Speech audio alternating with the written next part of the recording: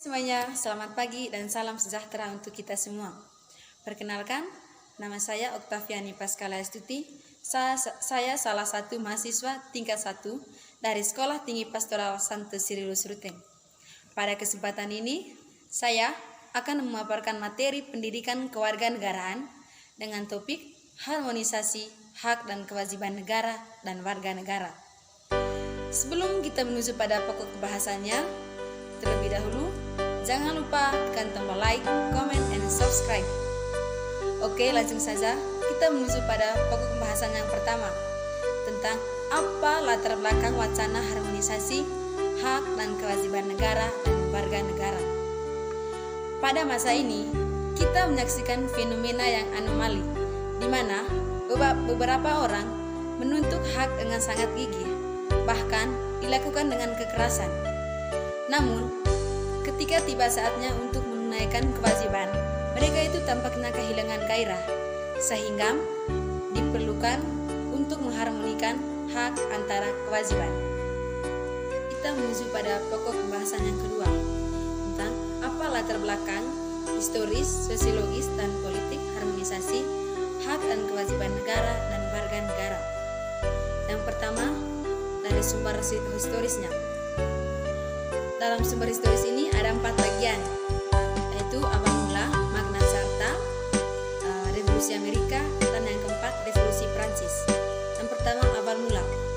Secara historis, perjuangan menegakkan hak asasi manusia terjadi di Eropa. John Locke, seorang filsuf Inggris pada abad ke-17, yang pertama kali merumuskan adanya hak alamiah atau natural rights yang melekat pada setiap diri manusia.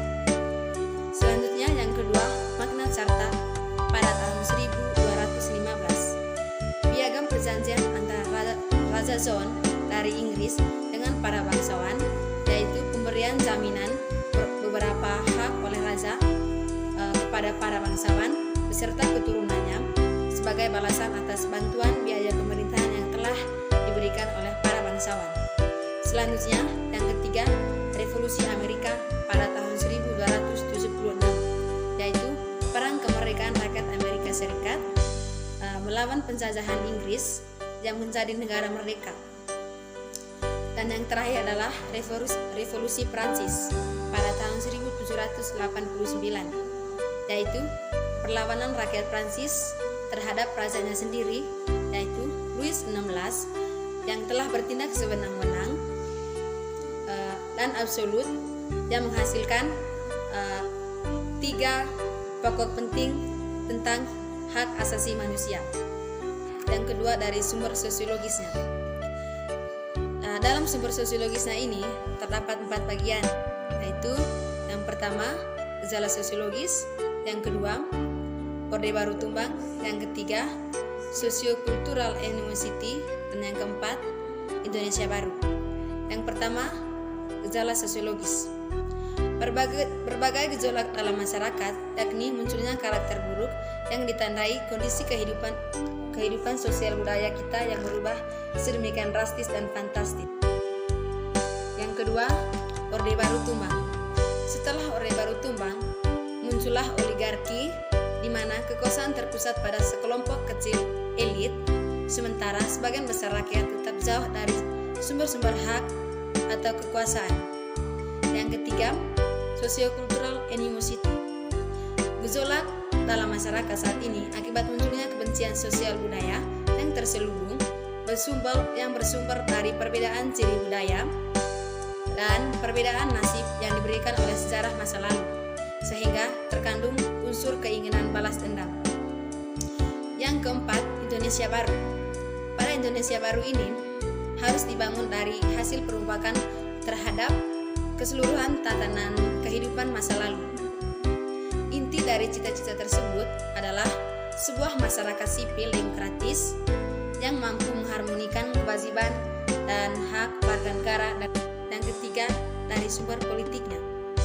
Proses dan hasil perubahan Undang-Undang Dasar Negara Kesatuan Republik Indonesia yang terjadi pada era reformasi muncul sebagai tuntutan reformasi di masyarakat. Tuntutan tersebut disampaikan oleh berbagai komponen, terutama oleh mahasiswa dan para kaum muda.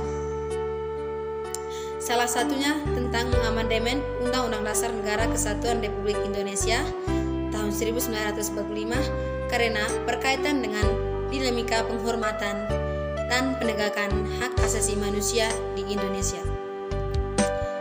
Selanjutnya, kita menuju pada pokok pembahasan yang ketiga, yaitu apa esensi dan urgensi harmoni hak dan kewajiban negara dan warga negara. Pertama, dari agama. Secara agama, negara menjamin kemerdekaan tiap-tiap penduduk untuk beragama. Yang kedua, dari pendidikan dan kebudayaan. Itu melakukan upaya mencerdaskan kehidupan bangsa. Lalu yang ketiga, secara perekonomian nasional dan kesejahteraan rakyat, yaitu penerapan asas kekeluargaan dalam perekonomian nasional untuk memberikan manfaat bagi rakyat banyak. Kemudian, yang keempat, pertahanan dan keamanan, yaitu pelaksana Siskam-Han Rata, TNI dan Polri sebagai komponen pendukung utama dan rakyat sebagai komponen pendukung. Selanjutnya, kita menuju pada pokok pembahasan yang keempat, yaitu bagaimana pengaturan status, asas, dan syarat kewarganegaraan sesuai amandemen Undang-Undang Dasar 1945. Yang pertama, pengaturan status. Menurut George Jelinek, mengungkapkan ada 4 macam status kewarganegaraan. Yang pertama, status positif. Yang kedua, status negatif. Yang ketiga, status aktif. Dan yang keempat, status pasif. Dari status positif, warga negara diberi hak untuk menuntut perlindungan pada negaranya. Yang kedua, dari status negatif, negara dijamin tidak boleh campur tangan terhadap hak warga negaranya. Yang ketiga, status aktif, negara memberi hak warganya untuk ikut serta dalam pemerintahan.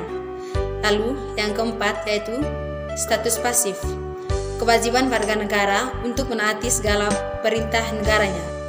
Lalu yang kedua, asas. Berdasarkan Undang-Undang Nomor 12 Tahun 2006, ada 4 asas kewarganegaraan. Yang pertama, asas ius sanguinis, asas ius soli. Yang ketiga, asas kewarganegaraan tunggal. Dan yang keempat, asas kewarganegaraan terbatas. Yang pertama, asas ius sanguinis. Asas yang menentukan kewarganegaraan seseorang berdasarkan keturunan, bukan berdasarkan negara tempat kelahiran. Yang kedua, asas ius soli.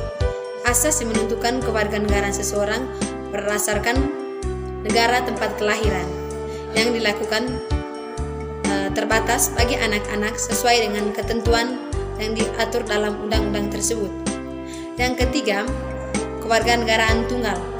Asas yang menentukan satu kewarganegaraan bagi setiap orang. Dan yang keempat, yaitu asas kewarganegaraan terbatas. Asas yang menentukan kewarganegaraan ganda bagi anak-anak sesuai dengan ketentuan yang diatur dalam undang-undang tersebut. Yang ketiga, syarat. Berdasarkan Undang-Undang Nomor 12 Tahun 2006, ada 8 syarat kewarganegaraan. Yang pertama, telah berusia 18 tahun atau sudah kawin. Yang kedua, pada waktu mengajukan permohonan sudah bertempat tinggal di wilayah Indonesia sendiri, paling singkat 5 tahun berturut-turut atau paling singkat 10 tahun tidak berturut-turut. Yang ketiga, sehat jasmani dan rohani. Yang keempat, dapat berbahasa Indonesia serta mengakui dasar negara Pancasila. Yang kelima, tidak berani dijatuhi pidana karena melakukan tindak pidana yang diancam dengan pidana 1 tahun penjara atau lebih. Yang keenam, jika dengan memperoleh kewarganegaraan Republik Indonesia tidak menjadi kewarganegaraan ganda. Yang ketujuh, mempunyai pekerjaan dan atau penghasilan tetap. Dan yang kedelapan adalah membayar uang kewarganegaraan ke kas negara. Kita menuju pada pokok pembahasan yang kelima, yaitu tentang pajak dan manfaatnya sebagai suatu kewajiban utama warga negara terhadap negaranya. Yang pertama dulu, kita harus mengetahui apa itu pajak. Pajak adalah salah satu sumber pendapatan negara yang nantinya akan digunakan untuk kepentingan umum dan negara.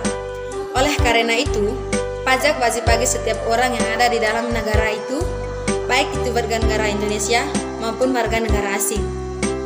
Lalu, yang kedua itu manfaat dari pajak itu. Ada 4 manfaat atau fungsi dari pajak itu. Yang pertama, fungsi anggaran. Yang kedua, fungsi regulasi. Yang ketiga, fungsi distribusi. Dan yang keempat, fungsi stabilisasi. Yang pertama, fungsi anggaran. Pajak merupakan sumber pendapatan negara untuk nantinya diimbangi dengan pengeluaran negara. Yang kedua, fungsi regulasi. Pajak bisa menjadi alat untuk mengatur bidang sosial dan ekonomi. Yang ketiga, dari fungsi distribusi. Negara menggunakan pajak untuk pemerataan kesejahteraan melalui jaminan kesehatan, bantuan, dan pemberian fasilitas publik. Lalu yang terakhir adalah fungsi stabilisasi. Negara dapat menggunakan pajak untuk mencapai stabilisasi ekonomi. Oke, sekian saja dari saya. Semoga bermanfaat. Terima kasih.